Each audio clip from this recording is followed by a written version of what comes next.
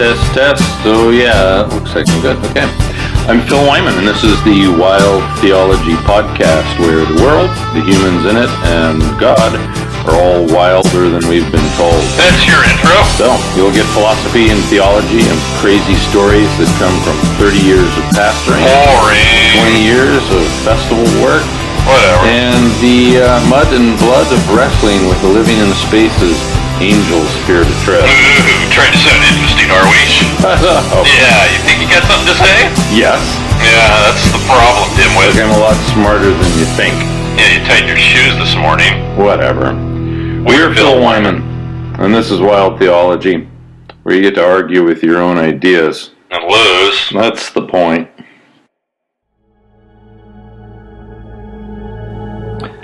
This is Wild Theology Podcast number 11, and it is also God in the Festivals Part 3. In the first episode of God in the Festivals, we looked at the fact that God is present in the festivals of our world. His omnipresence assumes he's present everywhere, so he's also present in the festivals. But also, we saw that the Imago Dei, that image of God that resides on every person on earth, also makes it so that people take God with them wherever they go in some small way, whether it's openly or it's even hidden from them. So we can assume that the subcultures of our world have some kind of witness or some kind of presence of God among them, no matter how dark that subculture may seem to us. So, in the festivals where so many of the subcultures can be found gathering together, we can assume that God is waiting for us to arrive and find ways in which He's already working. In Part 2 of God in the Festivals, we talked about the approach that we should have when we are in festival settings. And we use that term, incarnational ministry. Now, the incarnation was the birth of Christ as a human being here on earth who walked and talked and loved us in flesh and blood. We become God in the flesh for people in the festivals. And that informs the way that we interact with people. In this third part, we have God in the Festivals. We are going to look at places that punch above their weight. By that I mean towns, villages, cities whose influence is disproportionate to their size. And we'll look at how the church perhaps ought to consider themselves as responsible greeters, as doorkeepers to the towns and villages that we live in, where the whole world is coming to visit us. I was a pastor of a small church in Salem, Massachusetts for 19 years, a church called The Gathering. In 1999, a group of us from Southern California moved to Salem to pioneer the church, to plant the church.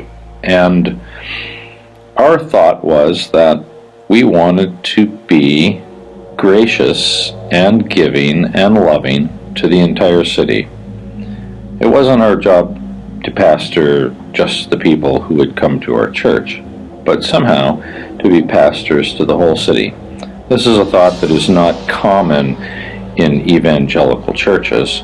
It tends to be something you find in Catholic or Anglican churches in the UK, Lutheran churches in Germany that view themselves as being churches for the whole city.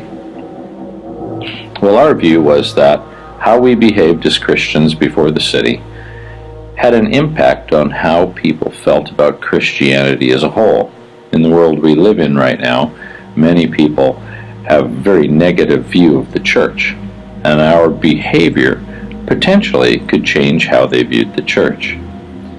Well, we also began to see that our behavior could begin to change how people felt about the city of Salem, Massachusetts.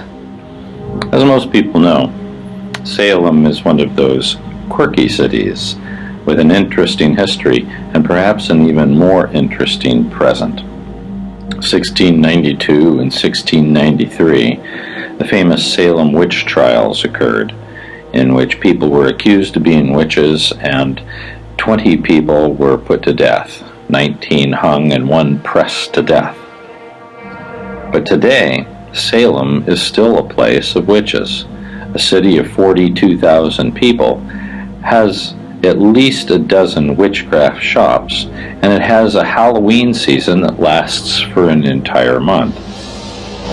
This reputation has made it so that some people feel that perhaps Salem is a creepy place. Some people felt that it was a fun and a wild place. But we wanted people to see that there was a gentle, kind, a soft, and gracious side to the city of Salem. So we set ourselves up as greeters in the city of Salem during the month-long Halloween. Each Halloween, nearly 1 million people came to visit the city of Salem. Some came dressed up in costume just to have fun during Halloween. Some came and peeked in at the witchcraft shops. Some neo-pagans from around the world came to participate in the festival and some of the workshops and events that were going on. And in other cases, people just came to party. But we felt that we needed to represent God at His best. A smile, a hug. We had hug lines that would greet people as they walked by. We gave away free hot cocoa. And we had dream interpreters and live music. We had a number of events that we put on, and we did it in the name of the church. And this was done so that people might see that there's a kind of Christianity that isn't afraid to interact with the events of the city and the fun that people are having. This was in strong contrast to the way in which churches had dealt with Halloween in the years preceding our arrival. In fact, it's still in contrast to much of the way Christians participate in Halloween in Salem.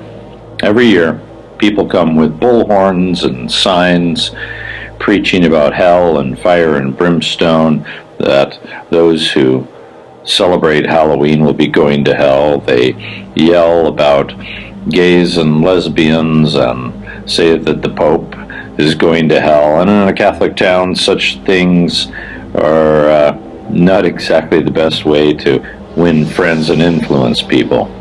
We, on the other hand, have set ourselves up as a gentle and family-friendly part of the party.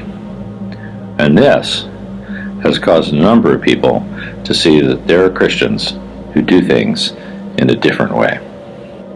But not only that, it has also created a situation in which people now are willing to stand in front of tents that say free dream interpretation or spiritual readings. And these are our ways of speaking to people in issues of spiritual counseling that they're open to discuss with us. Every year, people stand in line, sometimes for over an hour, to have a dream interpreted, to spend time and sit down with somebody who will talk with them about their spiritual life. And this has been going on now for almost 20 years. As I travel around the US and the UK, I have discovered that these same kinds of things are happening in other places.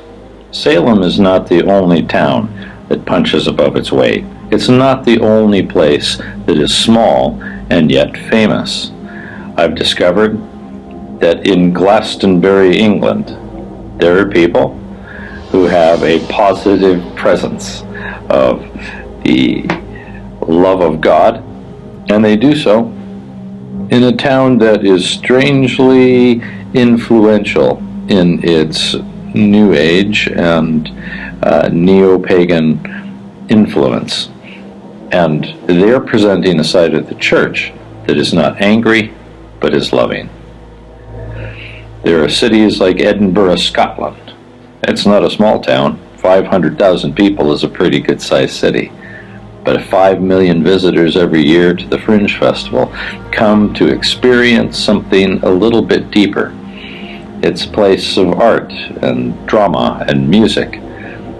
And the church is expressing itself in kind and gentle ways in Edinburgh as well. But there are towns that, just like Salem, just like Glastonbury, are places that punch significantly above their weight. They are places of influence. And the churches in each of these places may be responsible as the voice and the face and the hands and the love of God to a generation of people who are seeking and searching for something a little bit deeper.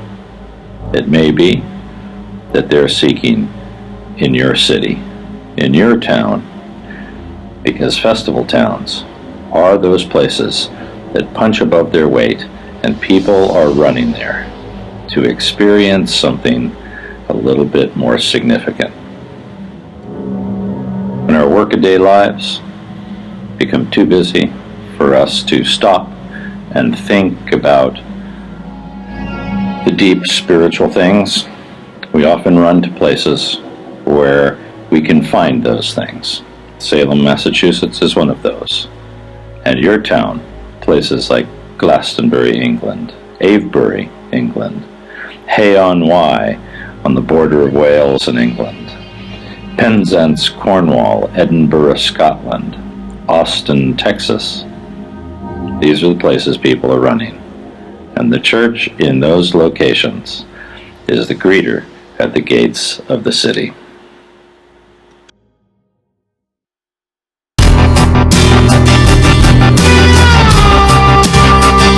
Thank you to David Gerard for his ambient music. What you heard today was 12:48 a.m.